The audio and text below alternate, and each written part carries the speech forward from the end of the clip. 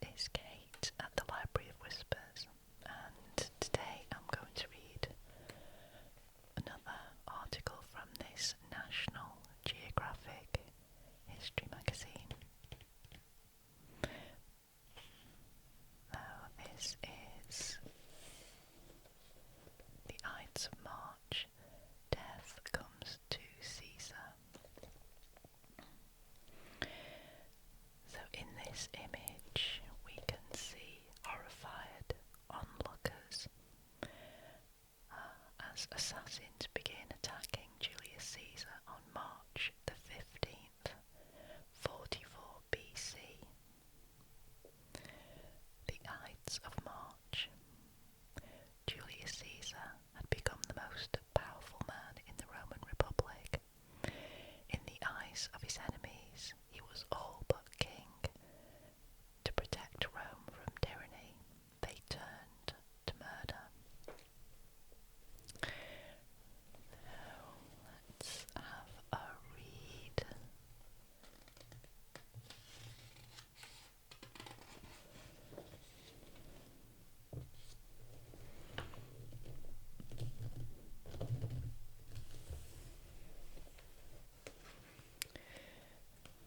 Here is the man himself. A likeness of Julius Caesar was fashioned after his death on the Ides of March, 44 BC, and you can see this in the Vatican Museum in Rome. So let's have a read.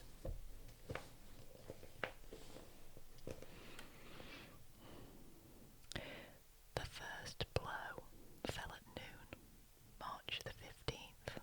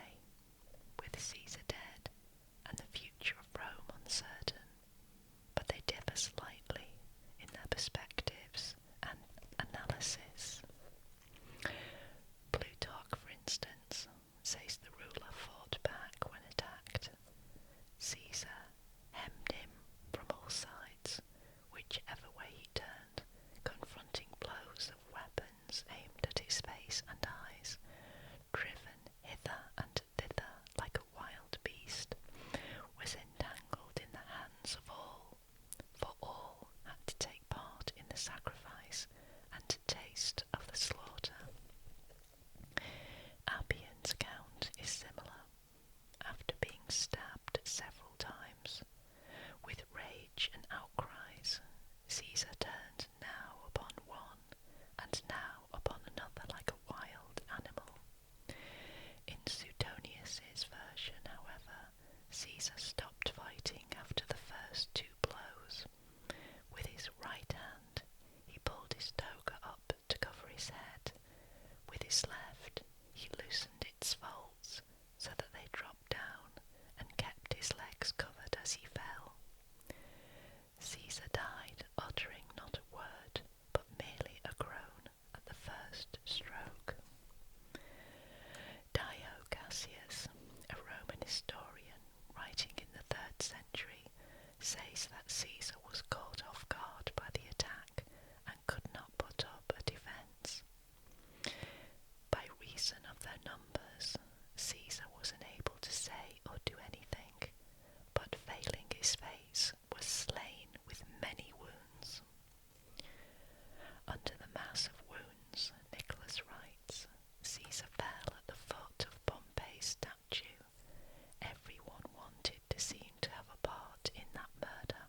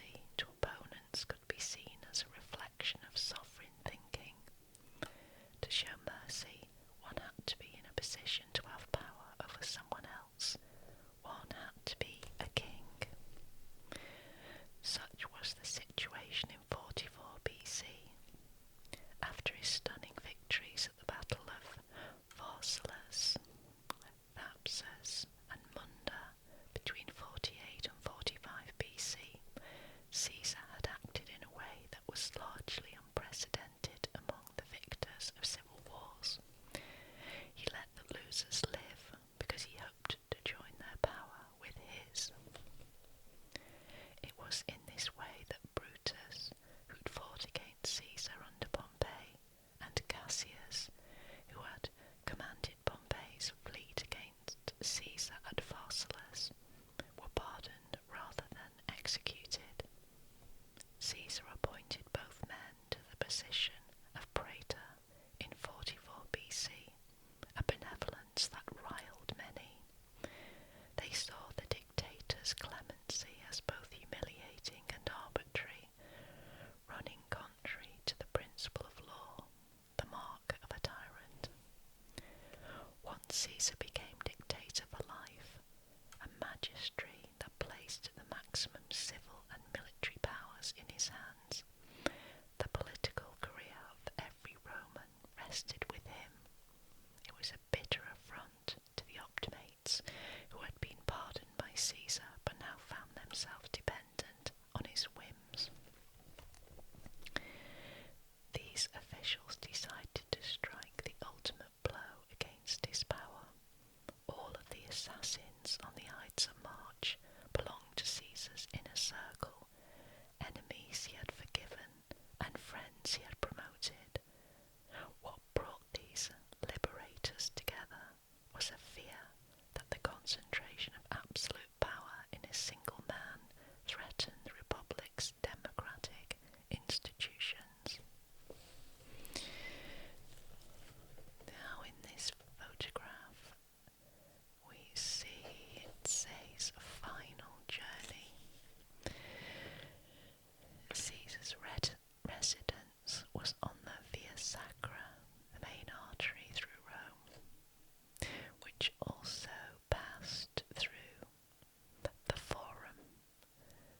Caesar would have been carried along this route to the theatre of Pompey on the Ides of March.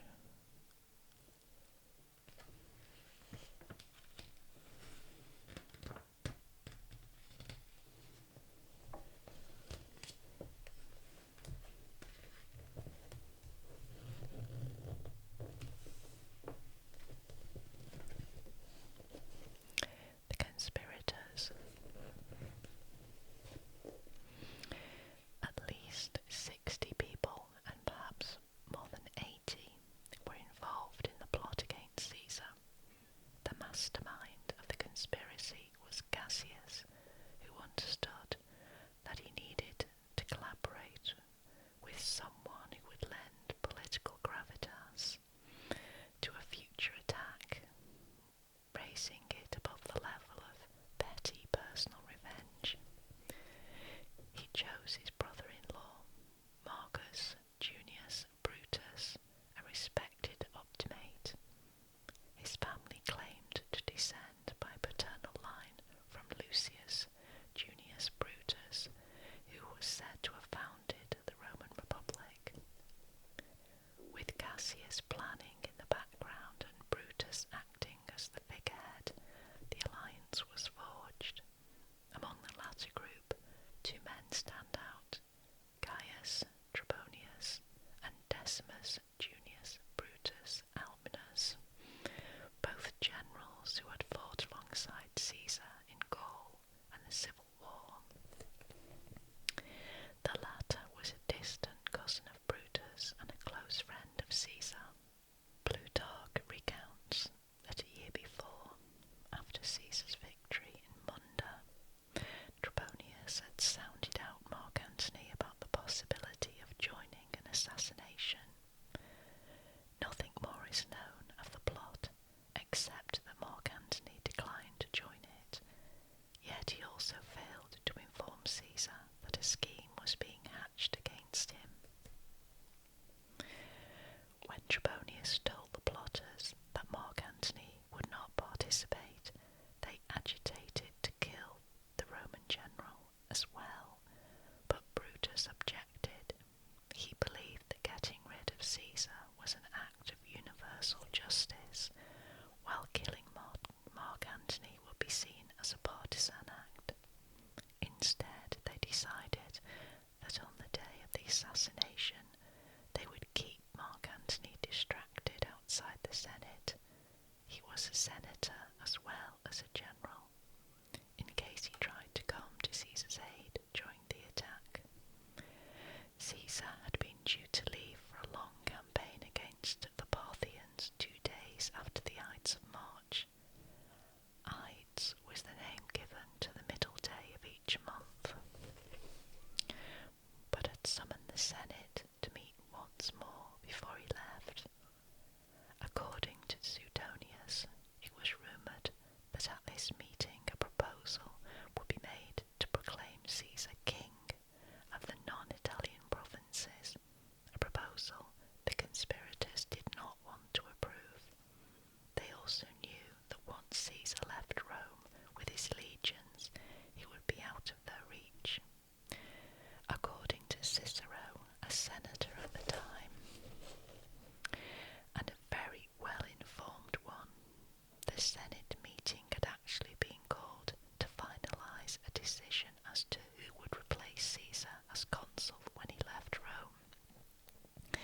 That year, Caesar and Mark Antony were joint consuls.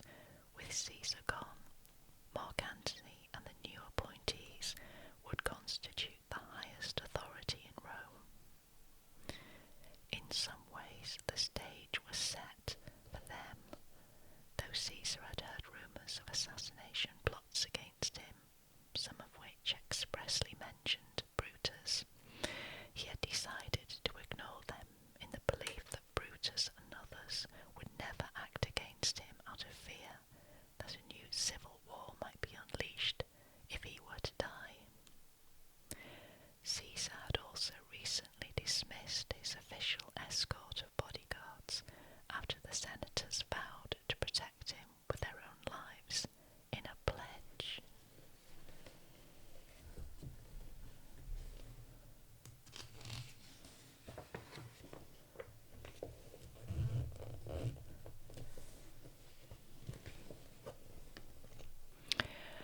Of political loyalty, yet he would be far from unprotected on the Ides.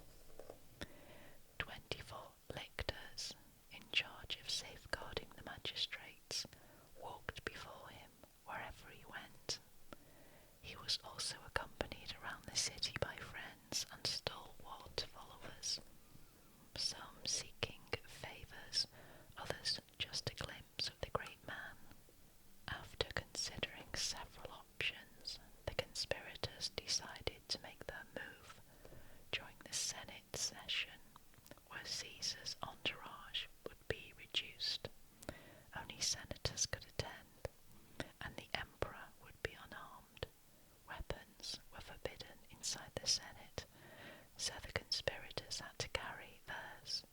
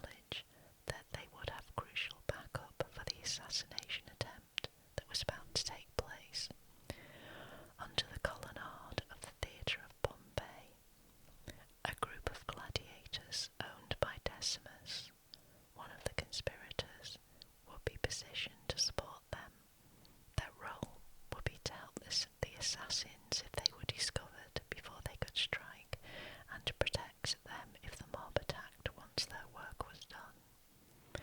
Political leaders at the end of the Republic had frequently employed gladiators as reinforcements in the city's frequent street battles.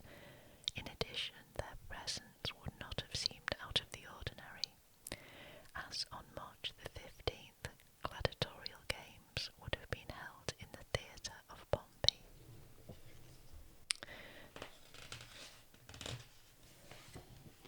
Okay, let's carry on. Dreams and omens. On the night of March the 14th to 15th, Caesar's wife of 15 years, Calpurnia, had vivid nightmares in which she saw her husband covered in blood.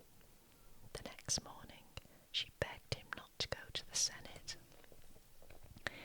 The emperor claimed not to be superstitious, but he was disturbed by his wife's visions and by his own dreams that night of rising above the clouds, leaving Rome at his feet, trembling as Jupiter took him by the hand. So in the morning he took her dream seriously. He ordered several animal sacrifices to discern the future. All the omens were unfavourable. A month earlier, a soothsayer, or haruspex, named Sparina, had warned Caesar of the peril before him. On February the 15th, writes Suetonius, Sparina had read sacrificed animal entrails to mean that Caesar faced danger, which would not come later than the Ides of March. On top of everything else, Caesar was physically ailing. According to Nicholas of Damascus, Caesar's physicians tried to stop him from going to the Senate that day on account of vertigos, to which he was sometimes subject, and from which he was at that time suffering. The long-held theory is that Caesar had epilepsy. It is also possible he suffered a mini-stroke. As the Ides dawned, Caesar felt exhausted and nauseated. According to Suetonius, he decided to stay home and send Mark Antony to the Senate to dissolve the session. Yet at that critical moment, Decimus Junius Brutus Albinus appeared and convinced his friend Caesar to go to the Senate as planned, telling the dictator he would appear ridiculous if he changed his plans because of his wife's dream. If the dictator felt genuinely ill, he could avoid offending the senators by showing up briefly at the Senate and then postponing the session. Decimus Brutus's reasoning worked, and Caesar left his house at 11 a.m. in a litter borne by 4 slaves, preceded by the lictors. Caesar was headed for the theatre of Pompey, a huge complex built by his rival on the outskirts of Rome. Within it was the Curia, or Senate House, where the meeting would take place. On the way, a crowd surrounded the litter and overwhelmed Caesar with petitions.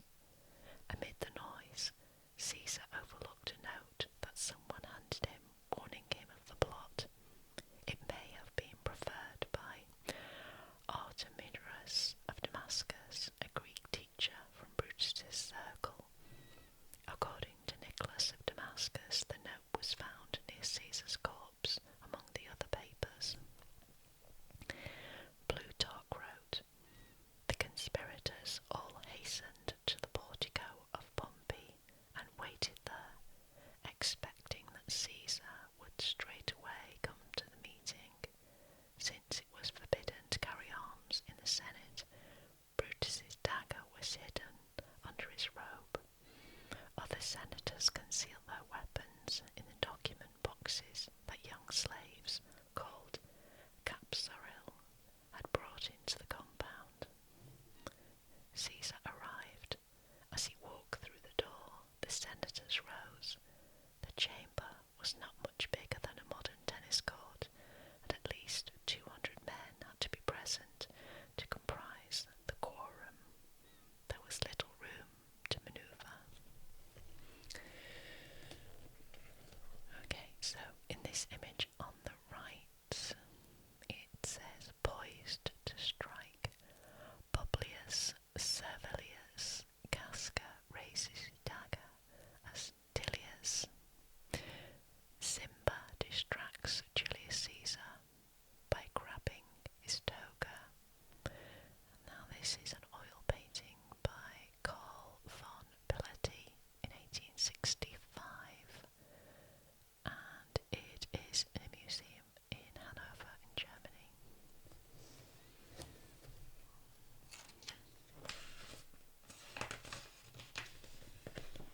The attack.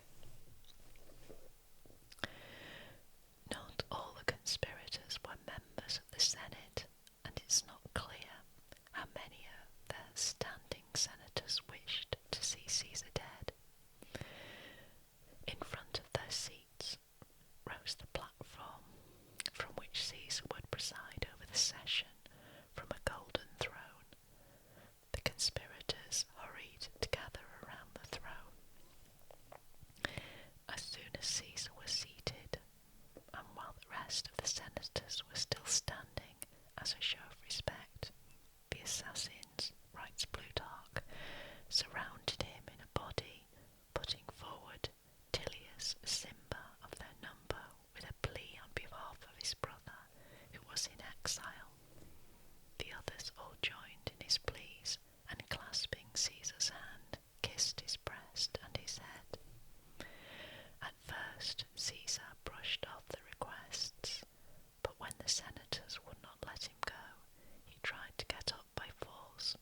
It was then that Tilius, who may have been kneeling before Caesar, grasped his toga at the shoulders in a gesture of supplication. This prevented Caesar from standing up and left his neck exposed. According to Suetonius, Caesar then shouted, "Why, this is violence." Appian says Tilius then shouted, "What are you waiting for?" The answer, of course, was nothing. The rest, as they say, was history. Aftermath. After Caesar's death, Mark Antony staged a grand funeral for Caesar. The dictator's popularity was such that a riot developed, leading to Caesar's impromptu cremation in the Forum. Some of the assassins, including Brutus and Cassius, took this as a cue to leave Rome, though neither gave up their official positions. The remaining assassins put a positive spin on the events, celebrating it as an end to tyranny. An amnesty was negotiated through a Senate agreement to ratify all of Caesar's decisions. A new coin was minted showing two daggers, and the pileus, the cap of liberty, worn by freed Roman slaves, with the date shown as the Ides of March. It was a celebration of liberty, according to historian Murray Beard, that resonated in Rome, much like Bastille Day does in modern France. Ultimately, the death of Julius Caesar had the opposite effect of what the assassins had hoped. The daggers they thrust into him that March day dealt a fatal blow to the already wounded Roman Republic and paved the way for the empire.